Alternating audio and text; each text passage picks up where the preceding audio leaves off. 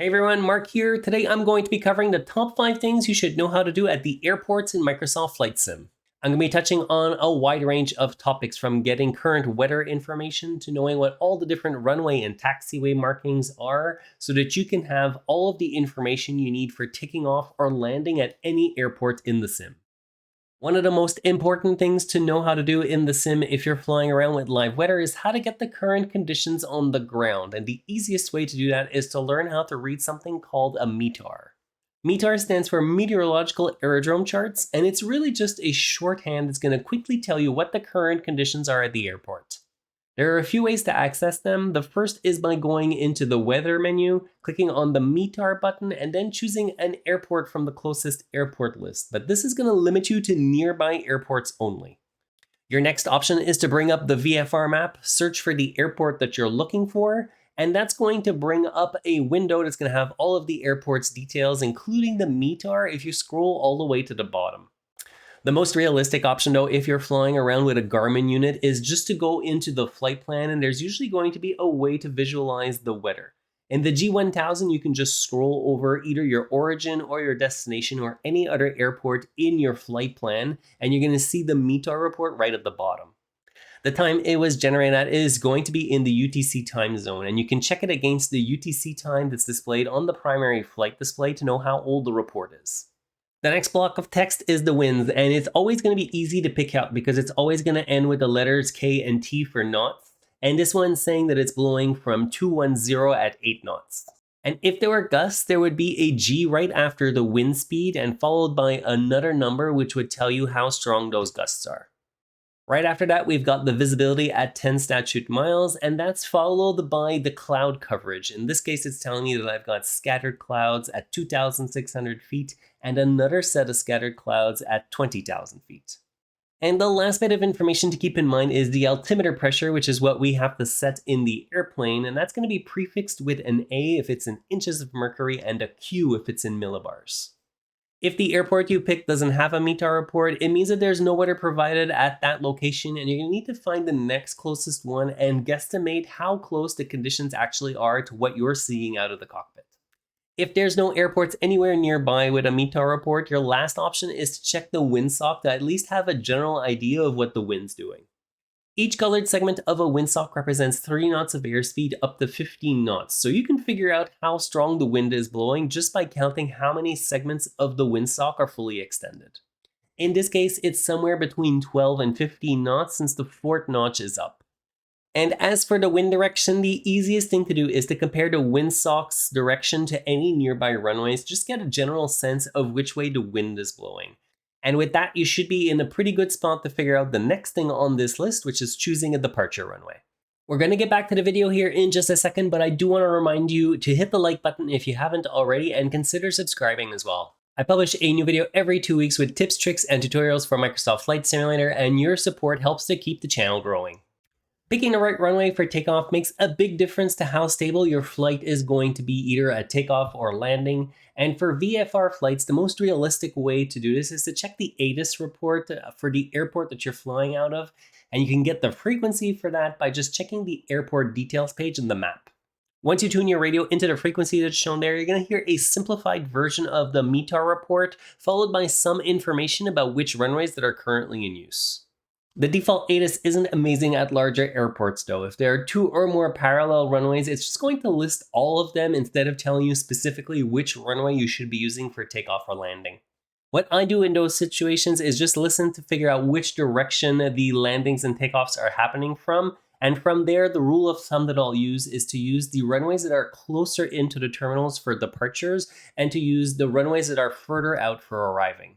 If you're flying into or out of an airport without an ATIS, and this is actually pretty common, you can guess what the active runway is going to be based on what the winds are doing, with the goal being to take off and land into a headwind as much as possible.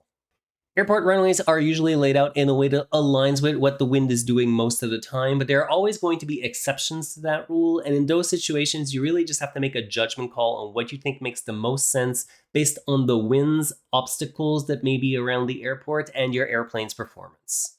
For IFR flights, I like to use SimBrief because not only is it going to give me a much nicer route than you'll get from the World Planner, it's also going to do a really good job of picking your departure and arrival runways based on all of the conditions that I was just mentioning.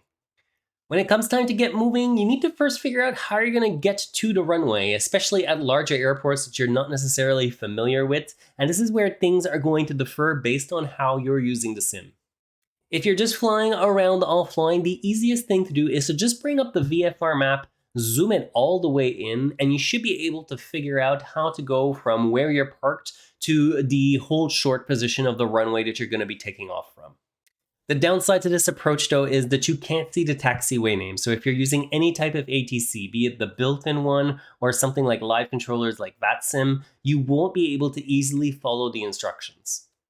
The taxi ribbon that's available in the accessibility menu can be useful if you're using the built-in ATC, but I personally even then don't like to use it because I find that it breaks the immersion a little bit too much. What I do instead is rely on airport diagrams to find my way around, and generally you'll be able to find these pretty easily if you just Google for the name of the airport, followed by the words airport diagram. Generally you'll always find something that'll have taxiways listed on it, and from there you should be set. There are a bunch of other alternatives for getting charts as well. You just have to look around, and I've got a video on that and I'll link to it in the description below so that you can get a better idea of what might suit your needs. On the ground, taxiways are identified by 1 or 2 letters or numbers. On a black background, it's identifying the taxiway that you're currently on, and on a yellow background, it's telling you which taxiway you're going to be crossing or coming up to. At larger airports, the center line of a taxiway is always going to be marked by a solid yellow line, and although there may be all sorts of other colored markings around, the yellow ones are the only ones you really need to be concerned about when you're flying an airplane. As you get close to the runway, the taxiway centerline might have some extra dashes on either side of it, and that's there to tell you basically that you're going to be coming up on the runway very soon. The 2 horizontal lines with pairs of vertical lines between them are the ILS protected zone, but that's not something you really need to worry about too much in Flight Sim. Just beyond that, you're going to notice that there are 2 solid lines followed by a dash line, which you'll see at every access point to the runway. That's the hold short line, and when your taxi instructions tell you to go to the runway and to hold short, this is where you should stop. More generally, anytime that you come up on a solid line while you're taxiing, you're going to want to come to a stop and ask ATC to get permission to cross it. The opposite is true when you're exiting the runway. Since you're on the side with the dash lines first, you can cross the line without getting permission, but you're going to want to make sure that the entire plane is past the solid line before coming to a complete stop. As for the runways themselves, they're usually identified by a sign off to either side of the runway or printed on the ground near the hold short line. Sometimes before a runway, you'll see there are some yellow chevrons, and they represent a blast zone where you shouldn't be operating your airplane or any other vehicle for that matter. Arrows, on the other hand, before the runway indicate something called a displaced threshold, and you can use it for taxiing and takeoff if you want to, but you shouldn't be landing on this part of the runway. The landing area of the runway always starts at the threshold, which is usually going to be identified by that solid white line, followed by what looks like a bunch of piano keys across it. Those white bars are there as a visual cue to indicate the width of the runway, and the more bars there are, the wider the runway is. 4 bars is the minimum, and it indicates 60 feet across, and it goes up to 200 feet wide with 16 bars.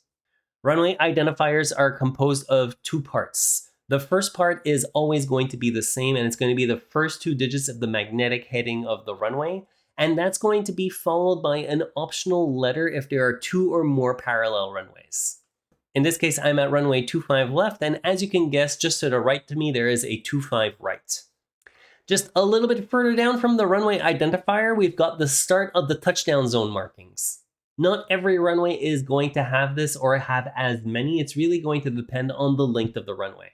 In this case, the first 3 bars on either side indicate the start of the touchdown zone, and the tick bars just beyond that indicate the aiming point that you should be using when you're coming into land. Touchdown zone markings work in pairs, and we just went by the first set of markings with 3 bars across, and next we're going to have the markings with 2 bars across. Each touchdown zone marking is going to be exactly 500 feet distant from the previous marking as well as the next one, And the last one indicates the end of the touchdown zone. And if you haven't gotten your main gear down by the time you get to the end of the touchdown zone, you should do a go around. If you got to this point in the video and you enjoyed what you saw, please make sure to hit the like button and subscribe as well so that you don't miss out on the next one.